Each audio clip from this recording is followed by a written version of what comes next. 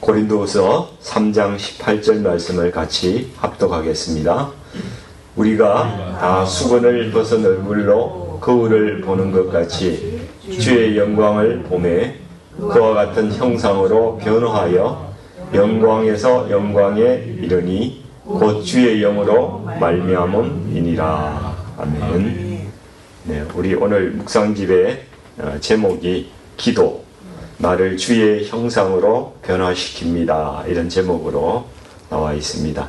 또 이런 제목으로 같이 설교하도록 하겠습니다. 우리 그리스도인들에게는 하나님께서 기도의 특권을 허락하셨습니다.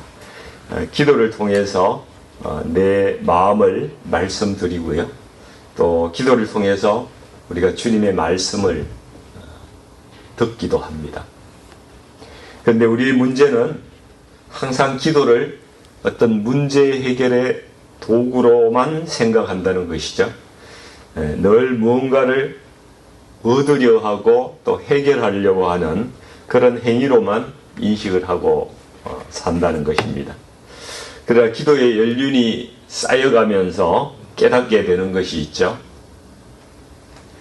기도를 통해서 우리가 얻는 가장 큰 응답은 나를 둘러싸고 있는 이 답답한 어떤 현실, 그 상황, 문제 이런 것들이 해결되고 바뀌는 것이 아니라 내가 가진 생각, 내가 가지고 있던 그 고집, 내가 가지고 있던 편견 이런 것들이 기도하면서 바뀌고 관점이 바뀌고 내 마음이 바뀌어져 간다는 사실을 우리는 기도를 통해서 깨닫게 되는 것입니다.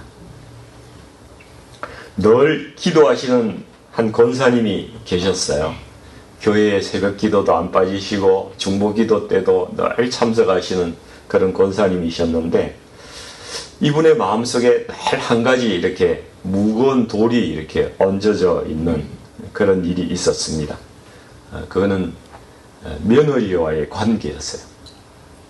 결혼 초기부터 뭔가 오해가 생겨가지고 말을 좀 심하게 주고받고 하다 보니까 서로 상처를 받아가지고 무려 20년 동안을 왕래도 하지 않고, 그러니까 중간에서 아들이 얼마나 난처하겠어요. 손자들도 할머니 보러 오지도 못하는 그런 상황에서 살아가고 있었던 것이죠.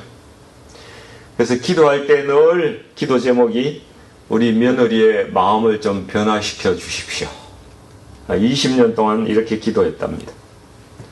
그런데 기도의 열매가 없는 거예요. 변하지가 않는 거예요. 명절이 되면은 혼자서 밥을 먹으면서 울기도 하고 그렇게 살았답니다.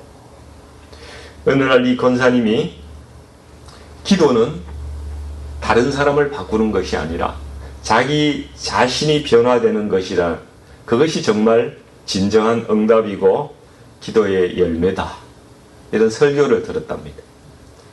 그래서 이 권사님이 용기를 내서 며느리한테 떨리는 그 마음을 부여잡고 전화를 한 거예요. 며느리야, 미안하다. 엄마가 20년 동안 네 탓만 하고 살았다. 근데 돌아보니까 엄마도 정말 잘못한 것이 많더구나. 미안하다. 나를 용서해 주겠니? 그러니까 전화기 너머로 이 며느리가 우는 소리가 들리더랍니다. 어머니, 저도 죄송합니다. 저도 잘한 게 없어요. 그래서 그날 이후에 이 며느리가 손주들을 데리고 권사님을 찾아왔다는 거예요. 그래서 20년 만에 온 가족이 모여서 밥을 먹었대요. 그런 간증을 들었는데요. 오늘 말씀 본문을 한번 같이 다시 한번 보겠습니다. 우리가 수건을 벗은 얼굴로 거울을 보는 것 같이 주의 영광을 보매 그와 같은 형상으로 변화하여 영광에서 영광에 이르니 곧 주의 영으로 말미암음이니라. 주의 영광을 보매, 중요한 것이요, 이 보는 거예요. 주의 영광을 바라보는 거예요. 원래 오래 보면 볼수록 닮는다 그러잖아요. 부부가 그래서 닮아가는 사람들이 많습니다. 남매 같아요. 어떤 사람들은. 예. 남매인 줄 알았는데 부부래요. 예. 오래 보니까 닮는답니다.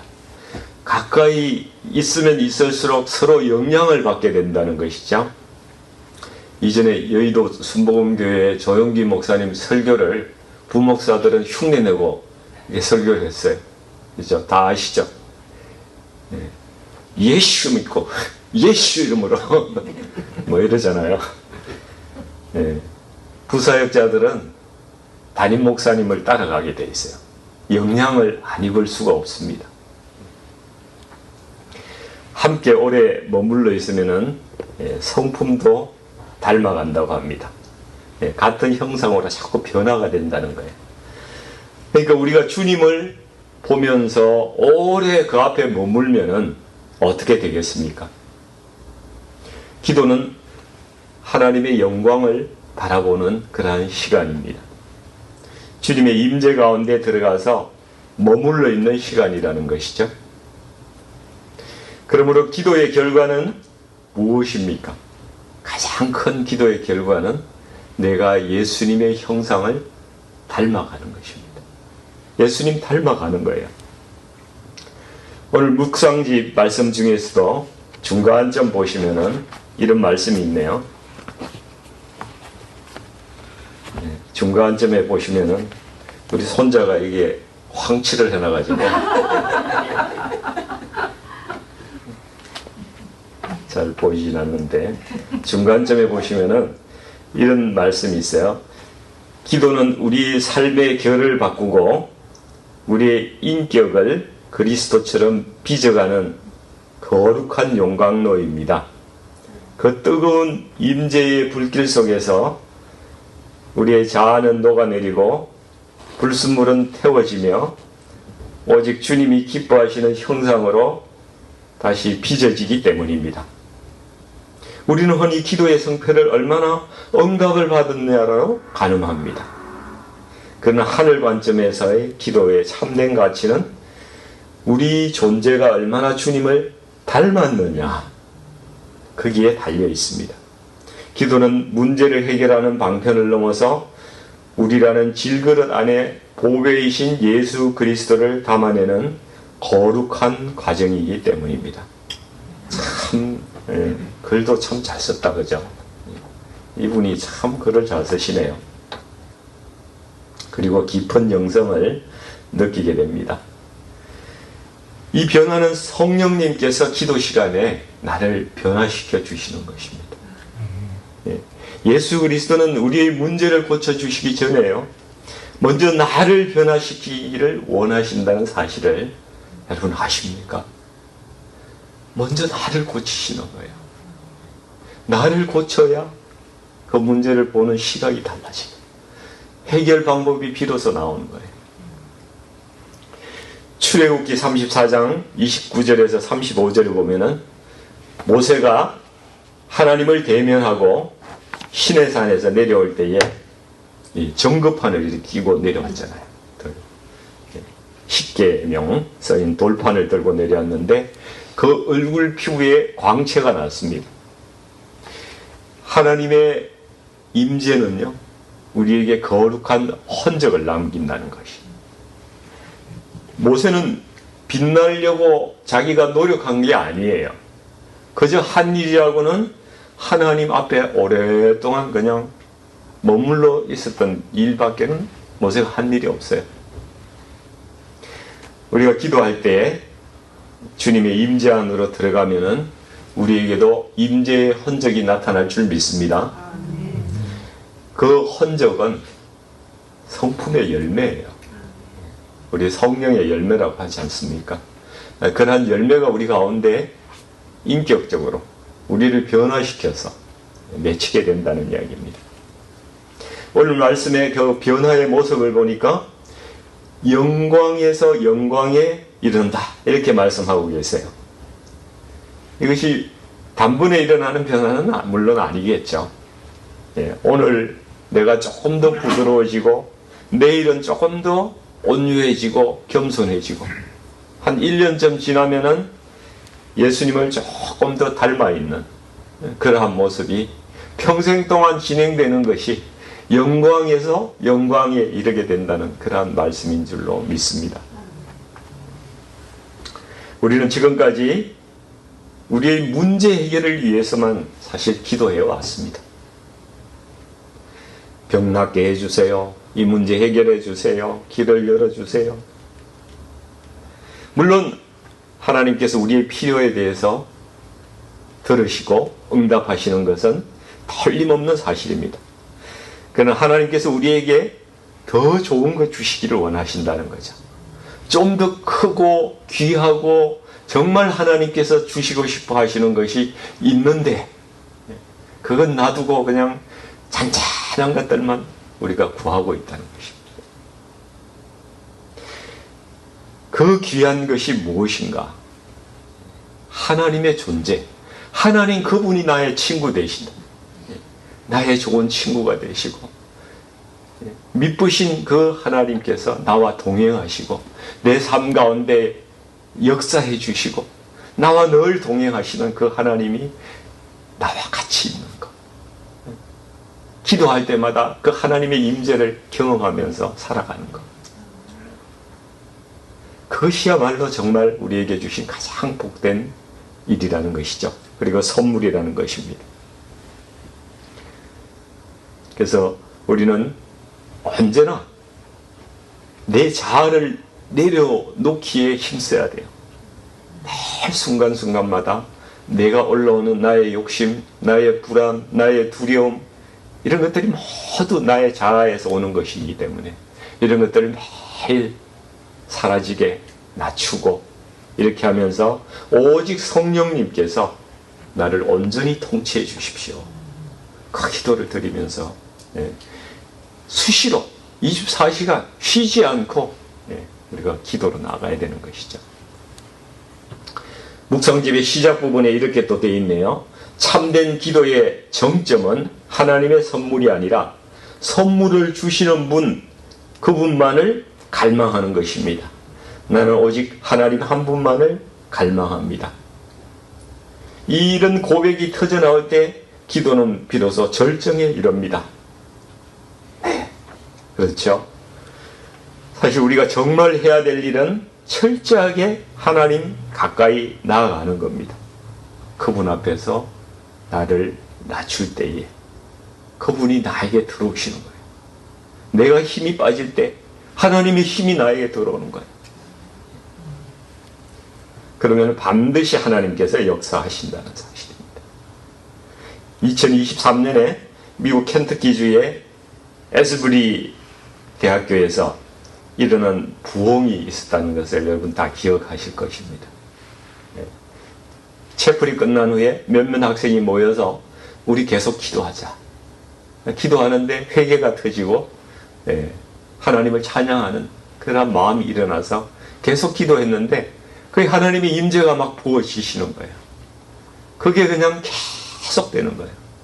근데 사람들이 모여서 그냥 거기에 그 채플에만 들어오면은 하나님 그 임재를 경험하게 되니까 사람들이 모이기 시작하는 겁니다.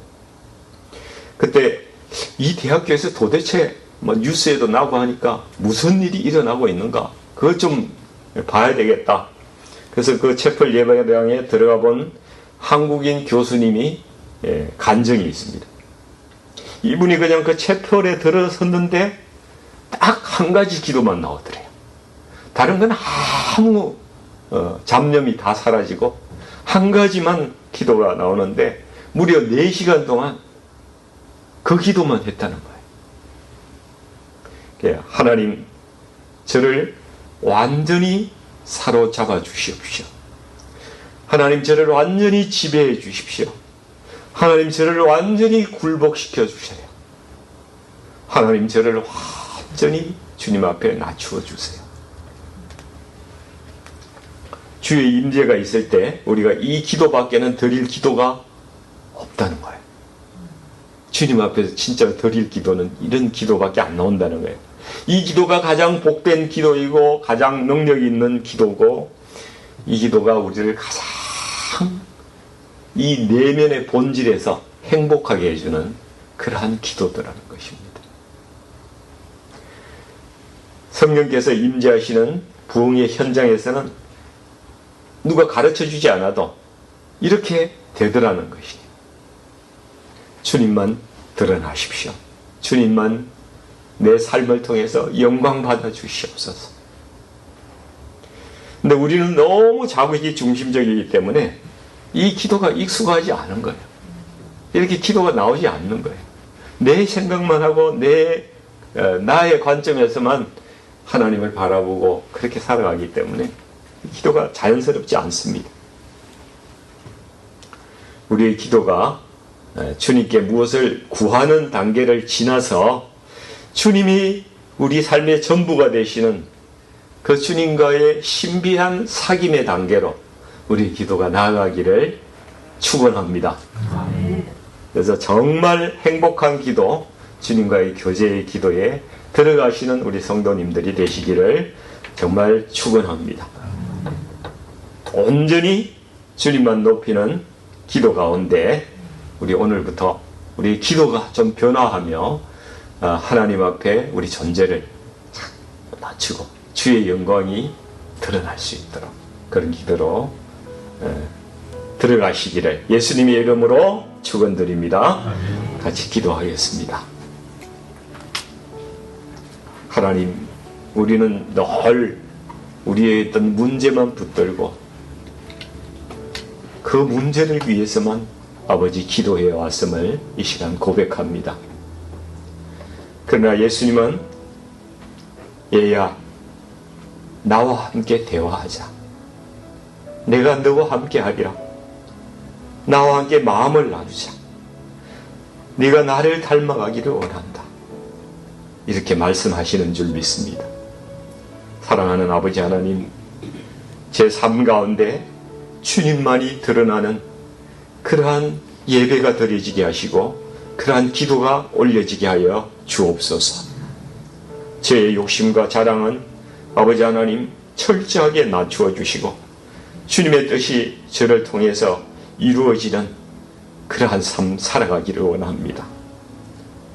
주님의 마음이 저의 마음이 될 수 있게끔 아버지 하나님 매일매일 조금씩 아버지 하나님 변화될 수 있도록 저희와 함께하여 주옵소서. 주님을 사랑합니다.